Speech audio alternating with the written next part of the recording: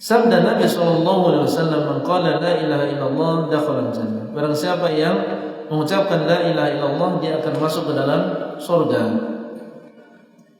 Ini ucapan Nabi SAW yang kita sampaikan kepada manusia.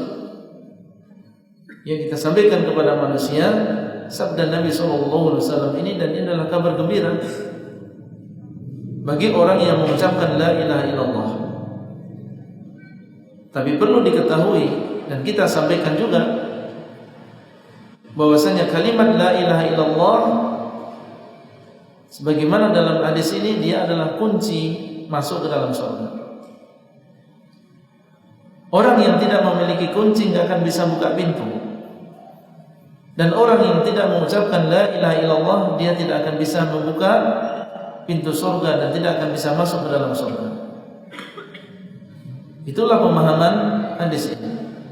Dan para ulama menjelaskan bahwasanya yang namanya kunci pasti memiliki gigi. Ada kunci yang tidak memiliki gigi? Coba keluarkan kunci yang tidak memiliki gigi. Ya, ma min miftahin illa walahu asnan, kata sebagian salaf. Tidak ada kunci kecuali dia memiliki gigi yang bisa membedakan antara dia dengan yang lain. Inilah kunci. Kemudian beliau mengatakan, maka barang siapa yang kuncinya ada gigi-gigi tersebut, ya gigi-gigi tersebut, maka dia bisa membuka pintu surga. Dibukakan baginya pintu surga. Tapi kalau yang kunci tersebut tidak memiliki gigi atau rusak giginya, maka dia tidak akan bisa membuka pintu surga. Yang dimaksud dengan gigi-gigi tadi, inilah yang dimaksud dengan syurutul la ilaha illallah. Syarat-syarat la ilaha illallah. Syarat-syarat la ilaha illallah sehingga bisa bermanfaat dan seseorang bisa masuk surga dengan kalimat la ilaha illallah disebutkan 7 oleh para ulama berdasarkan dalil-dalil dari Al-Quran dan juga hadis.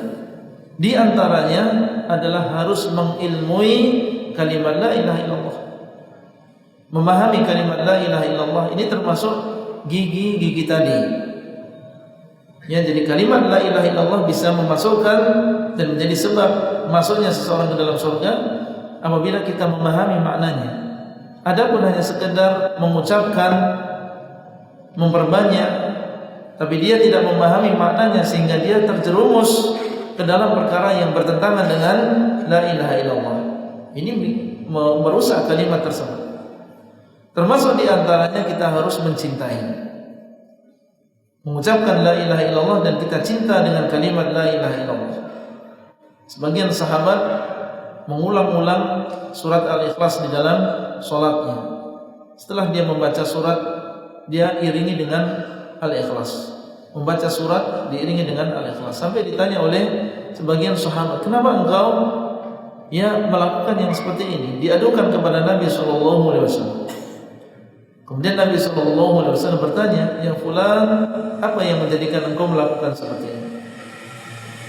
Dia mengatakan, saya mencintai surat Al-Ikhlas ini karena dia cinta dengan kalimat la ilaha illallah, dan di dalam surat Al-Ikhlas ini ada tauhid, sehingga dia senang untuk mengulang-ulang.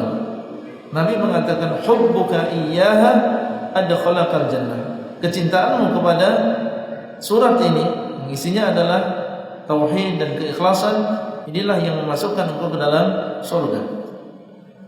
Adapun orang yang mengucapkan la ilaha illallah tapi benci dengan kalimat ini. Ada orang yang mendakwahkan tauhid, mendakwahkan la ilaha illallah, harus kita menyembah kepada Allah saja, meninggalkan kesyirikan. Dia tidak senang dengan kalimat tauhid. Tauhid saja kata. Panas ketika disebutkan kalimat tauhid. Tapi ketika disebutkan tentang kita harus berziarah, berdoa kepada orang yang soleh dan seterusnya, baru di situ dia merasa tenang. Allah mengatakan, wa idza dzukira Allahu wahdahu shma'azzat qulubul ladzina la yu'minuna bil akhirah wa idza dzukira alladzina min dunihi idza hum yastabshirun. Ketika disebutkan Allah saja, ayo kita bertauhid, ayo kita mengisahkan Allah saja, ya, maka bergetar dan benci, ya, orang yang tidak beriman dengan hari akhir, tidak senang kalau bertauhid. Ya, dikatakan bahwasanya ini tidak cinta kepada orang yang soleh. Sudah disebutkan pada pondasi yang pertama bagaimana syaitan membolak-balikkan fakta. Jadi orang yang bertauhid dianggap dan dituduh tidak mencintai orang yang soleh. Tapi kalau wa idza dzukira alladziina min dunihi, kalau disebutkan yang lain, maka itu disebutkan selain Allah, maka idahum yastabshirun, tiba-tiba mereka bergembira. Dan juga syarat-syarat yang lain, di antaranya harus melaksanakan isinya, harus meninggalkan, ya, sesembahan selain Allah dan seterusnya. Syarat-syarat ini harus terpenuhi sehingga ucapan la ilaha illallah ini bermanfaat bagi seseorang. Jadi kita sampaikan tentang keutamaan la ilaha illallah, dan kita sampaikan juga bahwasanya di sana ada syarat-syarat yang harus terpenuhi.